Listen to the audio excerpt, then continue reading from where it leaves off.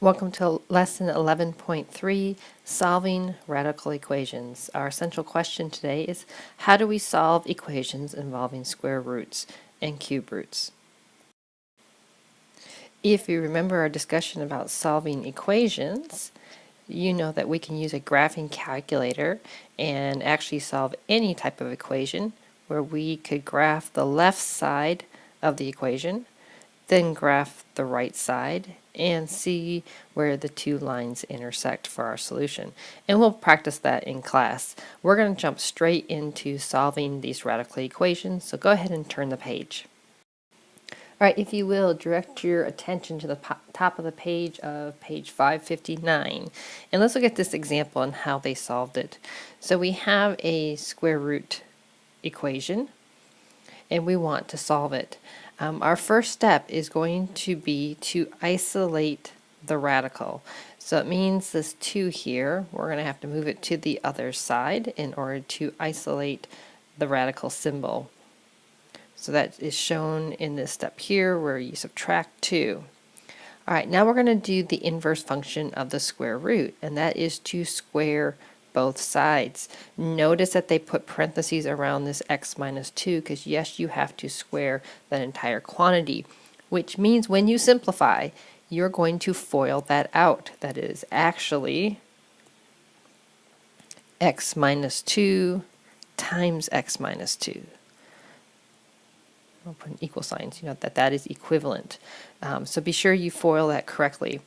On the left side, the square root symbol and the exponent cancel each other out, and out comes x plus 10. On the right side, we have distributed, FOILed, and we get x squared minus 4x plus 4. Alright, suddenly now we have a quadratic equation. So we're going to move everything to the right side, set it equal to 0 because I want that coefficient x squared to be positive. I can factor it, solve it by factoring, and look, I get 2 solutions. However, when we came up here and we squared both sides, we can introduce another extraneous solution. So you've heard about extraneous solutions back in the previous unit on rational equations. So once again, we're going to have to check our solution and see if they both work. So we're going to take 6, plug it back into the original equation, which they have done for you, and 6 works.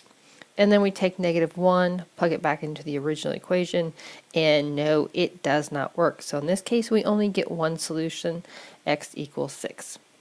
All right, let's keep going, and with example B, we'll try this one together. This time it's written in an exponent of 1/2. Hopefully you recognize that that means a square root, so we're going to just go ahead and rewrite this exponent with a square root symbol. Now, we do have a minus sign between 2 square root symbols, and you may be thinking, all right, how do I isolate it? Which one do I isolate? And in this case, we're going to isolate a radical on each side. So we're going to take that square root of 2x minus 4, and we're going to add it to the other side. So let me get my pen and let's do that. And we get the square root of 2x minus 4. Okay, now let's go ahead and square it. So I'm just going to bring down that square root symbol, 2x minus 4. Squaring both sides, we get rid of the square root symbols on both sides, so we end up with x plus 6 on the left side and 2x minus 4 on the right side. This is just a simple linear equation, which I could subtract x to move it to this side. I could add 4 to move it to this side, and we end up x equals 10. So let's do a quick check to make sure 10 is going to work. So using the original equation, so make sure you use the original equation, we are going to take 10 and put it in there for x. So I'm going to put 10 in here. On the left side, I get the square root of 16 minus the square root of, let's see, 20 minus 4. That should be all the way over there. It'll be the 16. And I do get 0 equals 0. So the solution is x equals 10. All All right, continuing on to the top of page 561, we're going to solve an equation that involves a cube root. So let me enlarge this here. At the top of the page, we have the cube root of x minus 5 equals x plus 1. First step, again, is to isolate the cube root, and it is isolated on the left side. So we can go ahead and take the cube. So we're going to cube both sides right there. That's a 3. So on the left side, we're going to end up with x minus 5. And on the right side, we're going to get x plus 1 times x plus 1 times x plus 1.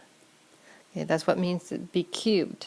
Once you multiply that all out, you're going to have to distribute. You can use a box method.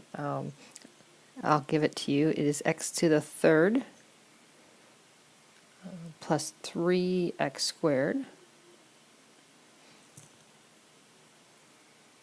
plus 3x plus 1. Okay, we have a cubic function here.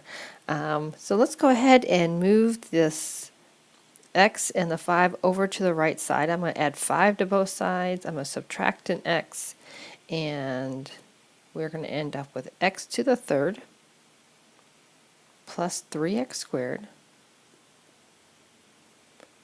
plus 2x plus 6. All right, so now we have to solve this cubic. And I'm really hoping the fact that it's set equal to 0 and there's 1, 2, 3, 4 terms that we can factor this by grouping. So let's see if we can manage that. Let's see, and I'm going to draw my line right here. So there's a GCF of x squared, so I get an x plus 3. And on the right side, there's a GCF of 2, so that gives me x plus 3. Looks like it's going to factor nicely for grouping. So I have an x squared plus 2, so that's where my x squared plus 2 comes from, and then I have a factor of x plus 3. Okay, by the zero product property, that means x squared plus 2 equals 0, or my x plus 3 equals 0. And let me move my paper down. All right, so let's take the first one here. If I subtract 2, that's going to give me x squared equals negative 2. Is there any number that I can square and get negative 2? No, there isn't. So that's going to give, that's really not going to give us a solution at all. This is the one we're going to be looking at, and that gives us a solution of x equals negative 3. And you have solved a cube root equation.